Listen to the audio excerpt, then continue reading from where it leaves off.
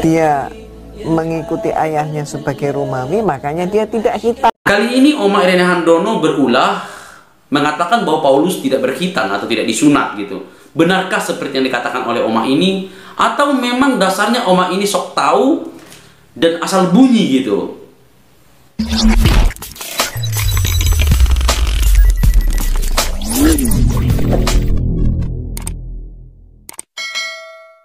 Shalom, salam sejahtera bagi kita semua. Kembali lagi berjumpa dengan saya di channel ini. Terima kasih untuk setiap rekan-rekan yang mendukung perkembangan channel ini dengan cara subscribe, like, komen, dan share.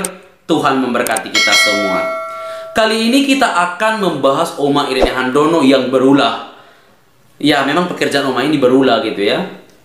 Kalau tidak berulah, mungkin dia tidak dipakai di dunia muslim. Ya, sejak awal dia sudah berulah. Kenapa demikian? Dia pernah mengaku menjadi seorang biarawati, tetapi ketika di cross check dia tidak pernah menjadi seorang biarawati. Dia hanya siswi yang di drop out. Ya, kasihan.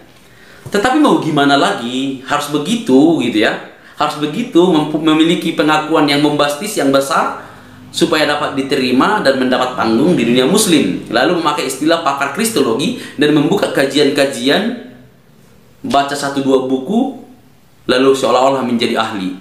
Tetapi ketika kita dengar, salah semua. Para mualaf sama aja sebenarnya ya. Mantan pendeta, mantan rektor, mantan A, B, C, supaya dapat diterima gitu ya. Bahkan mengalahkan ustadz-ustadz yang notabene tamat dari pesantren-pesantren hebat. Mereka di belakang, para mualaf yang tidak sekolah, hanya mengaku mantan pendeta langsung mendapat tempat di dunia muslim. Dan yang paling mengherankan, umat muslim senang sekali yang demikian gitu ya. Nah, kali ini Oma Irene Handono berulah mengatakan bahwa Paulus tidak berkhitan atau tidak disunat gitu. Benarkah seperti yang dikatakan oleh Oma ini? Atau memang dasarnya Oma ini sok tahu dan asal bunyi gitu? Mari kita lihat videonya terlebih dahulu lalu kita tanggapi. Paulus itu memang hidup di atas dua alam, dua pijakan. Pertama, dia mengikuti ayahnya sebagai Romawi, makanya dia tidak khitan. Si Paulus itu tidak khitan karena ngikutin tradisi Romawi. Terus oleh orang Kristen dianggap itu tradisi Kristen. Persis. Ujungnya sebenarnya dia nggak berkhitan itu kenapa? Karena dia ngikutin bapaknya, hukum Romawi. Hukum Yahudi mengharuskan di itu. Paulus itu memang hidup di atas dua alam, dua pijakan. Pertama, dia mengikuti ayahnya sebagai Romawi, makanya dia tidak khitan. Si Paulus itu tidak khitan karena ngikutin tradisi Romawi. Terus oleh orang Kristen dianggap itu tradisi Kristen. Persis. Ujungnya sebenarnya dia nggak berkhitan itu kenapa? Karena dia ngikutin bapaknya, hukum Romawi. Hukum Yahudi mengharuskan di itu. Setelah kita menyaksikan apa yang dikatakan oleh Oma Irene Handono ini mengenai Paulus tidak berkhitan dan hidup di dua alam, saya jadi bertanya-tanya, dari mana Oma tahu gitu loh ya. Jangan asal bunyi lah Oma, kasihan umat muslim selalu kamu bohongi gitu. Merasa dirimu pakar kristologi tetapi salah semua gitu ya. Kasihan sekali umat muslim itu kamu buat. Kalau memang kamu sudah muslim, ya ajarkan saja Al-Qur'anmu dan hadis yang kamu harus ikuti gitu. Itu baru tepat gitu. Kalau kamu membahas Alkitab lalu salah, kan kami akan datang untuk menanggapimu gitu. Ya mau percaya umat muslim atau tidak ya urusan belakangan. Tetapi pembohong seperti Oma ya harus ditanggapi, harus dikasih tahu supaya nggak berulah terus gitu ya. Walaupun tidak jera-jera gitu. Maka tanggapan saya yang pertama, dari mana Oma tahu Paulus tidak berkhitan? Pernah jadi panitia acara khitan di zaman Paulus gitu ya? Atau ada nggak teori atau buku yang menyatakan Paulus tidak disunat atau tidak dikhitan gitu? Kalau ada, silakan buktikan dulu Oma sebelum bicara gitu. Cari dulu loh supaya tidak nampak bahwa Oma ini tidak tahu apa-apa gitu loh. Ya. Ayolah, jangan terus-terus nyaman dalam kebohonganmu, Oma ya. Kasihan umat muslim. Oma ini memang asal bunyi ya, asal bunyi. Ya, sekali lagi saya katakan, kalau nggak demikian mana laku dia. Mana laku dia muslim. Ya. Maka tanggapan saya yang kedua, benarkah Paulus tidak dikhitan atau tidak disunat? Atau memang dia disunat gitu loh. Kalau memang benar dia tidak disunat atau disunat, apa buktinya? Maka kita harus tahu tentang itu. Caranya mengetahui bagaimana?